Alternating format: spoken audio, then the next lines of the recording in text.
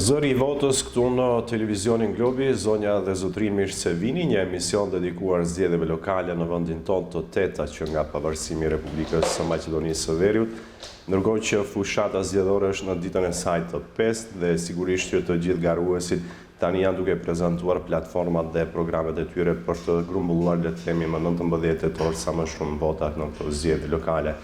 Dhe zëri I votës është një platformë e tillë për të pasur një mundësi shtesë nga garuesit, të cilët mund të prezantojnë idetë, vizionin dhe arsyeën pse garojnë në këto zgjedhje. Përpara se të prezantoj të ftuarin tim të sonte, më lejoni që të bëj një falënderim të veçantë për kompaninë Kulminante, e cila ka reduar studion tonë. Nëse edhe ju dëshironi diçka të tillë në bizneset apo shtëpitë tuaja, kontaktoni ata. Me mua sonte në studio është kryetari aktual I komunës së Gostivarit, zoti Valbon Limani, I cili kërkon një mandat të ri 4 vjeçar për kryetar komunën e Gostivar nga koalicioni Aleanca Kombëtare për Integrim. Zoti Limani, mirë se erdhët, kënaqësi gjithmonë që kem në studio. Mirë se u gjej, faleminderit për ftesën, erdhë kënaqësi. Faleminderit edhe një herë. Mirë, po e fillojmë me një herë. Çfarë le të themi ju shtiu që të garoni në këto zgjedhje? Po mirë, ishte një kështu vendim I natyrshëm pas udhëheqjes së komunës në këta 14-15 muaj si ushtrues detyre, pas punës të cilën e kemi bërë, por gjithsesi edhe pas asaj që edhe unë si çdo gostivaras tjetër e dua më të mirën për gostivarit dhe besoj se me këtë kandidim dhe nëse fitoj besimin e gostivarasve do ta bëj më të mirën për gostivarin. Besoni që I fitoni këto zgjedhje? Po, besoj se do t'i fitoj, mirë po në fund do ja lejmë prapë popullit të vendosë se cili kandidat është më I denjë për t'i përfaqësuar ata në institucionin komun. Kemi bërë punë shumë, kemi edhe shumë për të bërë bashkë me të gjithë gostivarasit, besoj se do t'a bëjmë më të mirë. I përmendët dhe kandidatët e tjerë. Në garë realisht në qytetin e Gostivarit kemi 4 kandidatë. Si vlerësoni ata, si shihni? Mirë, unë kam respekt për të gjithë kandidatët, 2 prej tyre I njoh personalisht, njërin nuk e njoh. Besoj që çdo njeri ka ide të cilët mund t'i ndihmojnë qytetit tonë. Besoj se do të jetë një garë shumë korekte, fair dhe demokratike dhe në fund populli do ta thotë të vetë. Atëherë po e fillojmë atë që them që janë pjesë të programeve tuaj lart poshtë. Po e nis me atë që nis zakonisht me kandidatët për kryetar komunët Gostivarit. Besoj që e dini që ujërat e zeza në qytetin tonë për fat të keq dirë në lumin Vardar. Çfarë do të bëni në këtë drejtim? Po, në këtë drejtim faktikisht do të fillojmë të punojmë një studim I cili do të na mundsojë që të gjithë ujërat e zezë të kenë pikë grumbullimi dhe pas kësaj të ketë normal stacion filtrues I cili do t'i pastrojë këto ujëra. Paralel me atë normal ka ende vende të cilat nuk kanë kanalizim fekal, do duhet paralel të punojë edhe ajo. Mendoj që nëse arrim ta bëjmë studimin dhe të përfundojmë si projekt të tërësishëm, ndoshta edhe fillimin e këtij projekti do ta kemi në këtë mandat, por për të qenë I sinqert deri në fund do duhet që dikush në mandatet e ardhshme të vazhdon atë punë, domethënë është punë që kërkon pak më tepër kohë. Sa I takon deponisë Rusino, çfarë do ndodh në mandatin tuaj të ardhshëm? Këtë deponi rajonale e cila për fat të keq është në qytetin e Gostivarit, por ama të gjitha 9 komunat e Pollogut po deponojnë mbeturinë aty. Po, deponia Rusino mund të them që ka disa opsione se çka do të ndodh me të në të ardhmen, patjetër të theksoj se nuk është plotësisht në kompetencat tona si komunë, prandaj edhe në një aspekt I kemi duart të lidhura, mirë po do të insistoj që në një afat të caktuar ajo të mbyllet dhe të transferohet diku tjetër në rajonin e Pollogut, në qoftë se jo, atëherë do të insistoj që investitorë të jashtëm apo prej vendit ton të investojnë dhe me këtë të zvogëlojnë në maksimum ndikimin të cilën e ka kjo deponi për qytetin tonë. Dhe tek çështja e ujit, gjithmonë ka pasur dilema mes qytetarëve, është filtrohet uji në qytetin e Gostivarit apo nuk filtrohet? A filtrohet zoti Limani, uji që pim ne? Ujit të cilën e pim ne ka domethënë disa faza, domethënë ato të cilat janë esenciale bëhen sa I përket stacionit kryesor të filtrimit. Para disa muajve kishim një ekip I cili ka punuar fillimisht, sepse është punuar veç faza e parë e këtij projekti dhe mbetet të përfundohet me fazën e dytë. Në bisedë me ato u tha që ky stacion I filtrimit mund të aktivizohet, por me një kapacitet le të themi të përgjysmuar, dhe pjesa tjetër pasi të përfundohet, stacioni filtrimi do ta ketë full kapacitetin e nevojshëm. Unë do të insistoj që derisa të mbrim për të realizuar edhe fazën e dytë, e cila nëse nuk gaboj kushton diku ndoshta 1,5 milion euro, do të insistoj që të punojmë me atë kapacitet të cilën do të mund ta kemi tani në këtë gjendje. Kush i siguron mjetet financiare dhe sa kohë duhet për të rregulluar kjo faza e dytë? Kjo si kohë zgjatje, si projekt nuk e di mirë, po sa i përket mjeteve, në qoftë se ka normalisht edhe qoftë thirrje prej qeverisë, por qoftë thirrje prej ministrive të resorit, të cilët mirën me këtë problematik, ne do të insistojmë që të aplikojmë dhe në qoftë se i sigurojmë këto mjete, atëherë patjetër që do ta mbarojmë edhe fazën e dytë dhe me këtë të mbyllet edhe kjo çështje. Si do largoni qendrën Ndacak nga rrugët e Gostivarit, një problem që realisht shqetëson gjithë qytetin? Problemi me qendrën e Ndacak është problemi i cili i tangon gati çdo komunë të shtetit tonë, dhe janë bë përpjekje të shumta për ta zbutur këtë problem, domethënë duke filluar nga strehimorja e cila është ndërtuar dhe do ta kushtimisht do ta aktivizojmë me kapacitet të plot. Mirë po, për të qenë sinqert deri në fund, problemi me qendrën e Ndacak kërkon një qasje ose rajonale ose shtetërore, pasi që asnjë komunë vetë nuk mund të ballafaqohet me këtë problem, duke e ditur edhe lëvizjen e qendrës Ndacak nga një vend apo nga një komunë në komunë tjetër. Andaj ne e kemi edhe projektin për një strehimore rajonale, e cila është përcaktuar të ndërtohet në komunën e Vrapçishtit. Unë do të insistoj në kuadër të rajonit të Pollogut me 8 komuna tjera që kjo strehimore sa më shpejt të ndërtohet, dhe me këtë besoj që problemi do të zbutet. Sa i takon çështjes së grumbullimit të mbeturinave në qytetin e Gostivarit, për të qenë më efikas, çfarë planifikon Valbon Limani në mandatin e ardhshëm 4 vjeçar, në qoftë se fiton votbesimin e qytetarëve? Mirë, fillimisht punohet më vesh në një kushtimisht program të ri për lokacionet të gjithë kontenjerëve në nivel të komunës së Gostivarit, sepse ashtu siç e dim, komuna e Gostivarit dita ditës rritet, domethënë zgjarohet si qytet, me këtë kemi shtëpi të reja, banesa të reja, pra andaj edhe kapaciteti mbeturinave i cili prodhohet nga ana e bashkëqytetarëve tanë rritet. Kemi domethënë në plan një program të ri me rritjen e kapacitetit, por paralel me atë do të bëjmë edhe modernizimin e parkut vozitës. Më veç kemi filluar në 5 muajt e kaluar, kemi blet 2 kamion të ri për mbeturina, edhe do të vazhdojmë me të njëjtën tempo. Gjithashtu kemi pas kontakt edhe me Ministrinë e Ambientit Gjetësor nëpërmjet Bergzhit për një grant, më do të thënë 9 automjetet që duhet të sigurohen. Shpresojmë se kjo më veç 3 vite flitet për këtë grant nëpërmjet Bergzhit. Besoj që edhe ato nëse realizohen, atëherë besoj që menaxhimi i mbeturinave do të arrijë në nivel të shumë të mirë, por patjetër këtu të cek se do të punojmë edhe në kampanjë, në ngritjen e vetdijes tek bashkëqytetarët tanë, të cilët gjithashtu duhet të japin kontribut dhe të kujdesen për ambientin jetësor. Do të dal pak te çështja e shkollave.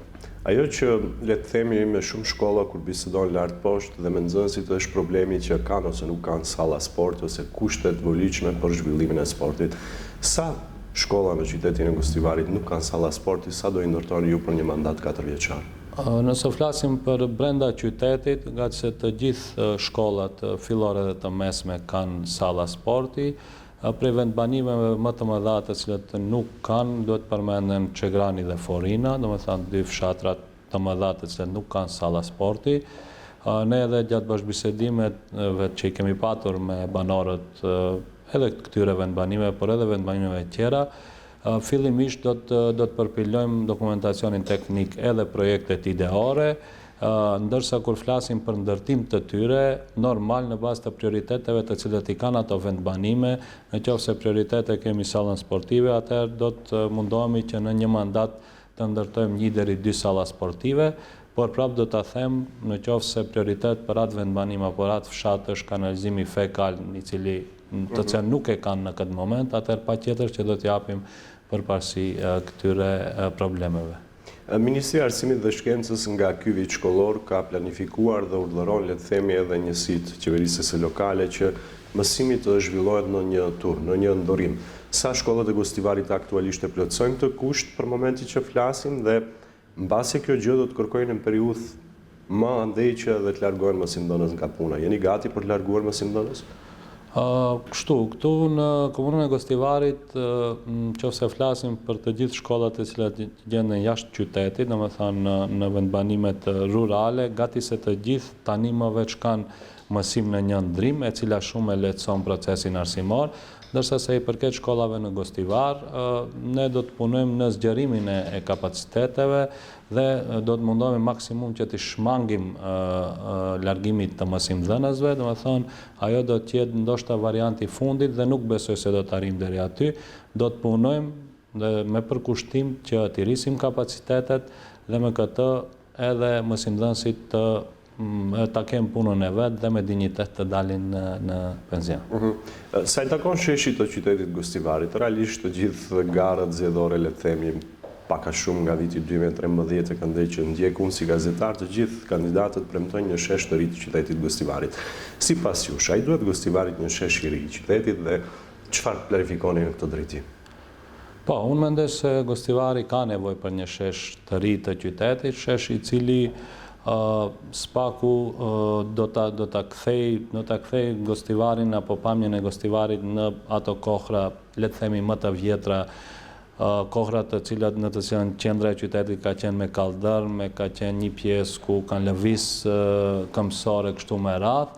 Ne më veç kemi një projekt i cili në vete përmban edhe domethënë transformimin e qendrës së qytetit me parkinge nëntoksore, por gjithashtu edhe me nënkalime të cilat besoj do ta lehtësojnë shumë komunikacionin. Është një projekt kështu goxha serioz, por besoj që në kuadër të mandatit 4 vjeçar, nëse e fitoj besimin e qytetarëve, qoftë me mjete nga jashtë, qoftë me ndonjë lloj partneriteti privato-publik, do ta realizojmë të njëjtën. Pra, për një mandat 4 vjeçar mendoni që do e transformoni qendrën e qytetit? Po, besoj se do ta transformojmë. Në drejtim të përmirësimit të asaj që thatë ta lehtësojmë komunikacionin rrugor, çfarë tjetër i duhet Gostivarit? Po mirë, njëra nga arteriet kryesore është bulevari Vllezrit Gjinoski, bulevari i cili ngushtohet dhe posaçërisht e dim gjatë muajve të verës krijon gjithat kaos në komunikacion, në segmentin i cili është para komunës së Gostivarit deri tek ura e gjykatës, më veç i kemi mbaruar procedurat e ekspropriimit dhe besoj që në pranverë ajo pjesë do të hapet dhe do të gjetë me 4 porsi. Paralel me atë, normal, duke biseduar me të gjithë qytetarët tanë pronar të objekteve të cilat janë në atë pjesë, në qoftë se gjejmë gjuhë të përbashkët, a besoj se do të gjejmë se të gjithë ja duan të mirën e qytetit, atëherë besoj që të arrijmë deri në fund mandatit të hapim edhe atë bulevar, me të cilin besoj dukshëm do të përmirësohet komunikacioni në qytetin tonë. I kanë pyetur dhe kandidatët e tjerë, po ju pyes dhe juve. Sikurse të gjithë shmangeni që të thoni po mund vendos një moratorium në qoftë se i fitoj zgjedhjet dhe për mandat 4 vjeçar mos shohim më ndërtesa kolektive banesore në qytetin e Gostivarit, me këtë lehtësojmë komunikacionin, me këtë ndalojmë betonizimin e qytetit, me këtë rrisim hapësirat e gjelbërta. Ju si Valbon Limani, a mund të premtoni që do të vendosni një moratorium që mos ndërtohen më kështu objekte siç janë ndërtuar deri më tani pa asnjë kusht, pa asnjë kriter? Unë mund të premtoj se së bashku me ekip profesional i cili e njeh shumë mirë këtë problematik, do të insistoj që banesat kolektive qytetit të zgjerohet në periferi. Domethënë aty ku ka hapësirë të mjaftueshme, ku banesat mund të ndërtohen me të gjithë standardet dhe do të kenë edhe vende parkimi, shembull edhe fusha sporti, edhe këndelojrash tek shumë e radhë. Edhe tani, por edhe më atuqe, do të krijoj një grup pune me të gjithë njerëzit të cilët janë të kyçur në këtë problematik dhe besoj se bashkë me ato do ta gjejmë zgjedhjen më të mirë për qytetin tonë e me këtë do të mundohem maksimum të shmangemi, domethënë, objekteve kolektive brenda qytetit apo le të themi në atë zonën qendrore me qëllim që ta lehtësojmë përditshmërinë tonë. Ai duhet Gostivarit transport urban, ndërurban, për të lehtësuar trafikun rrugor dhe çfarë planifikon Valbon Limani në këtë drejtim? Unë mendoj se si variant mund të provohet me një, domethënë me disa linja të cilat do të kishin lëvizur në akse të caktuara rrugore, por edhe për këtë do të na duhet një studim i mirëfillt i cili do na tregojë se sa është e arsyeshme që Gostivari të ketë një transport kështu publik urban. Nga ana tjetër mund të shqyrtohen edhe mundësitë për subvencionimin e atyre të cilat më veç mbajnë disa linje, qoftë linje prej qytetit deri në fshatrat ose linja brenda qytetit, subvencionimi i tyre me të vetmin qëllim që edhe ato të kenë një siguri gjatë punës të cilën e bojnë, por gjithashtu edhe çmime pak më të lira për qytetarët tonë. Do të shihen të dy modalitetet, besoj që ta zgjedhim më të mirën për qytetin. Ndërkohë që vendparkimet janë po ashtu një problem tjetër që paraqiten në qytetin e Gostivarit, sa vendparkime do të shtoni për një mandat 4 vjeçar?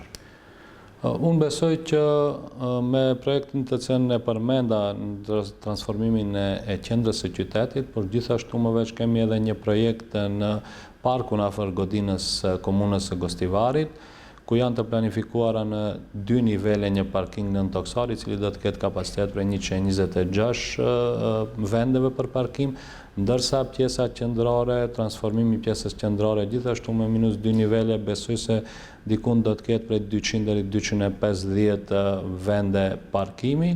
Me këtë domethënë do të shtojmë diku afër 350 deri 400 vende parkimi, por gjithashtu do të mundohemi që edhe në hapësirat të cilat janë publike dhe tek të cilat ka kushte për të bërë parkinge publike, do t'i transformojnë të njëjtat në parkinge publike, por paralel do të punojmë edhe në ngritjen e vetdijes tek njerëzit që sa më pak të shfrytëzojnë veturën, duke ditë se qyteti jonë nuk është edhe aq i madh, domethënë nga një pikë në pikë tjetër prej një pjese apo në pjesë tjetër qytetit për në ecje mund t'i kalosh për 10-15 minuta, domethënë do t'i motivojmë qytetarët që edhe sa më shumë për faktikisht mos përdorin vetura, por t'i bëjnë destinacionet me ecje apo me bicikleta. Da, kemi shtigje për të ecur me bicikleta, me trotinet elektrike. Pa të që e thash, posaçërisht në qoftë se arrim, domethënë këtë hapjen e arterjes kryesore, aty ka kusht edhe për bicikleta, por besoj të njëjtat shtigje do të mund të përdoren edhe për trotineta elektrik. Do të punohet edhe në atë drejtim, qofse qytetarët më veç le të them në numër më të madh fillojnë t'i përdorin, atëherë do të jetë e patjetërsueshme që të ndërmerren ato masa edhe pse janë në plan e sipër. Në drejtim të sportit dhe rekreimit, sigurisht të gjithë qytetarët, po pjesa më e madhe të rive kërkojnë diçka më tepër të ketë në qytet që të kalojnë kohën e tyre të lirë. Çfarë do të bëjë Valbon Limani për 4 vitet e ardhshme në këtë drejtim? Mirë, më veç kemi filluar, kemi 5 fusha sportit të cilat renovohen, 2 prej tyre janë më në fazë finale duke u renovuar, përveç atyre kemi edhe 3 tjera të cilat do të renovohen, edhe një kënd të madh lojrash tek parku i qytetit afër amfiteatrit. Përveç kësaj, në çdo vendbanim ku ka nevojë për stadiume apo për terene sportive dhe komfort mundësive tona, do të mundohemi që të arrijmë tek çdo vendbanim ku ka kërkesë për terene sportive kështu. Besoj që në mandat 4 vjeçar do të mundohemi spaku 6, 7, ndoshta 8 terene sportive ti rikonstruojmë apo të ndërtojmë të reja aty ku nuk ka. Dikush premton Aqua Park, ndërkohë që ju keni premtuar një pishinë në qytet. Kur bëhet realitet pishina, zoti Limani? Pishina është e projektuar si pishinë shkollore, afër shkollës fillore Goce Delçev, dhe besoj që deri në fund të vitit 2026 do ta mbarojmë si projekt, nëse nuk kemi pengesa administrative duke e ditë birokracinë e shtetit tonë. Besoj që le të themi në vitin e parë, deri në fund të vitit 2026, besoj se e njëjta do të përfundon. Në aspektin e sportit, gjithmonë, çfarë do të bëhet me klubin futbollistik Gostivari? Kujt i takon, kur do e kthejmë, prap ta kemi? Kështu, klubi futbolistik Gostivari, i cili garante në ligën e parë dhe tashmë është në ligën e katërt, siç e dini ka një aksioner privat i cili për momentin nuk e dim edhe se ku gjendet. Normal nuk ka pas asnjë kontakt nga ana e tyre, edhe pse ne si administratë komunale jemi munduar ta kontaktojmë.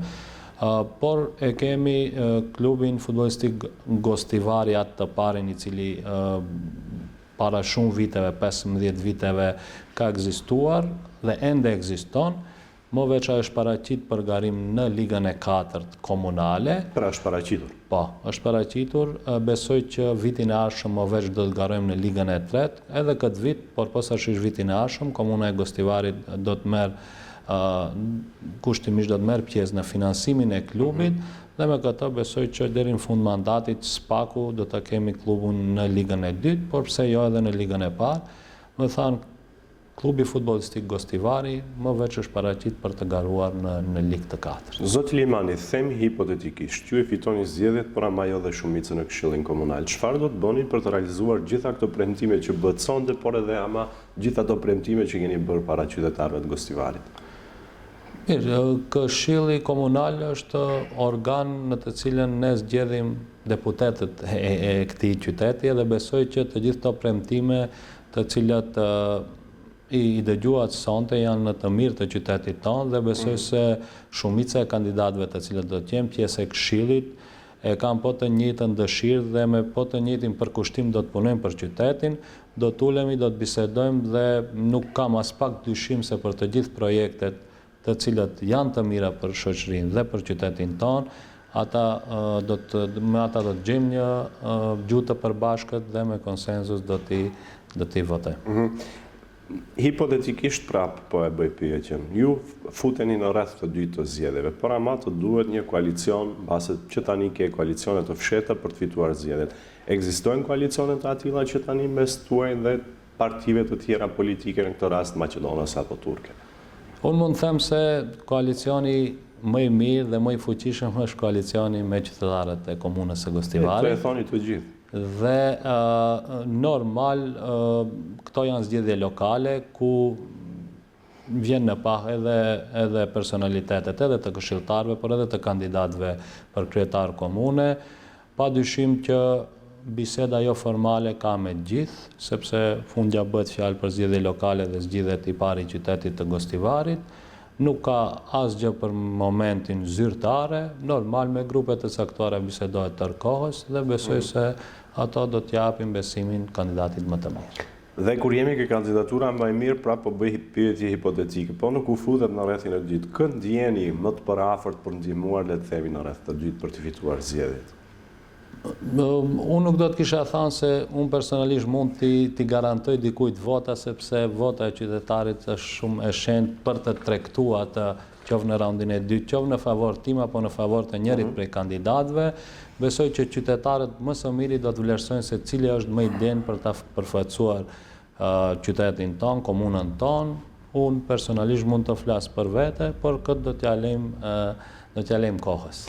Në fushatën parazgjedhore, në takimet me banorët të qytetit Gostivarit që keni zhvilluar, kemi dëgjuar her pas here që procesi zgjedhor me Aleancën Kombëtare për Integrim në Gostivar mbyllet që në raund të parë. Tani do ndodh kjo apo do ndodh ajo që thot kryeministri që nuk do të arrihet censusi dhe mbase do të kemi një të deleguar të qeverisë për kryetar komunën Gostivar? Unë besoj se nuk do të ketë problem me censusin në komunën e Gostivarit, duke u kthyer tek të gjithë proceset zgjedhore të mëparshme i fundit në vitin 2024, ku gjithmonë kemi ndërmjet 31.500 e 32.500 në këto ciklet e fundit, kështu që nuk besoj se do ndodh ai skenar në komunën e Gostivarit.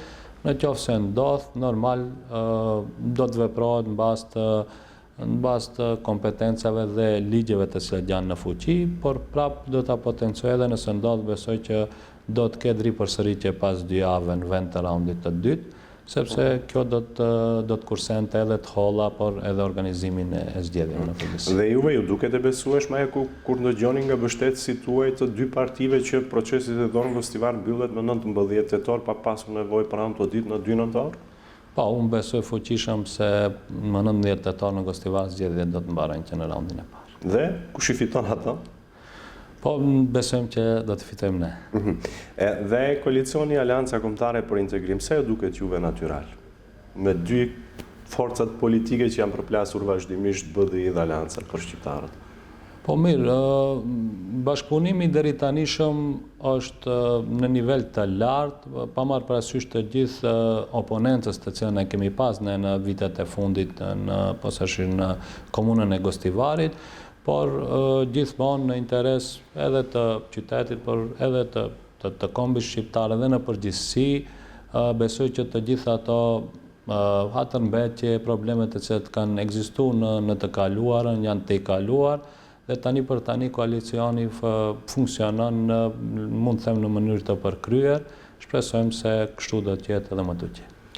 Nuk ju pyes sikur se kandidatët e tjerë do vinin në punë me veturë, zyrtare apo veturën tuaj, duke e ditur që ju nuk jetoni shumë larg godinës së komunës me banesën tuaj, por po ju pyes, sa shpesh do e përdorni veturën zyrtare tuaj?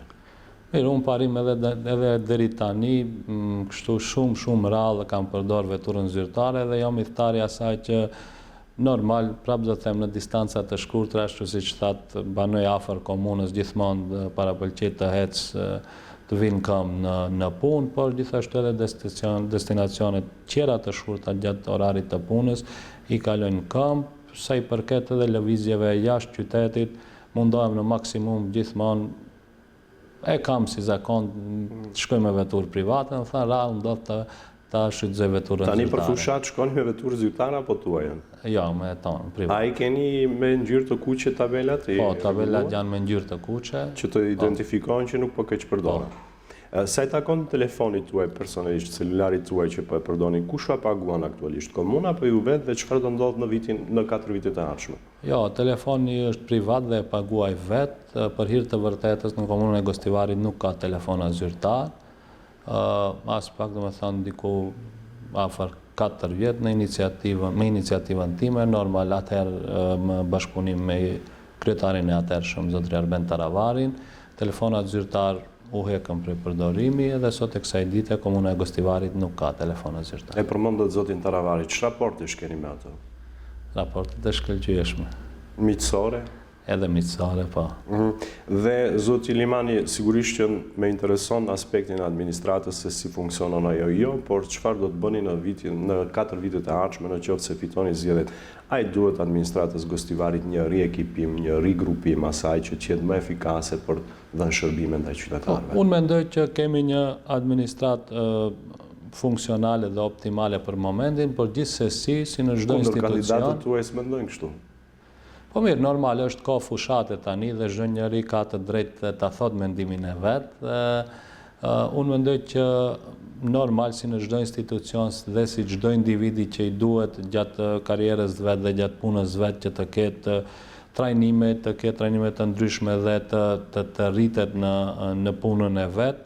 Ashtu planifikojmë edhe për administratën e komunës së Gostivarit, të kemi trajnime gjatë atyre 4 vjetëve të ndryshme, qoftë ato trajnimet të cilat kanë të bëjnë në lidhje me punën e tyre, qoftë në komunikim me qytetarët e kështu me radhë, besoj që do të arrijmë të ngrisim në një nivel edhe më të lartë punën e gjithë administratorëve. Jemi në fund fare. Zëri i votës t'je mundësi 30 sekonda, çfarë do i thoni qytetarëve të Gostivarit, pse duhet ju votojnë dhe t'ju besojnë juve për 4 vitet e ardhshme?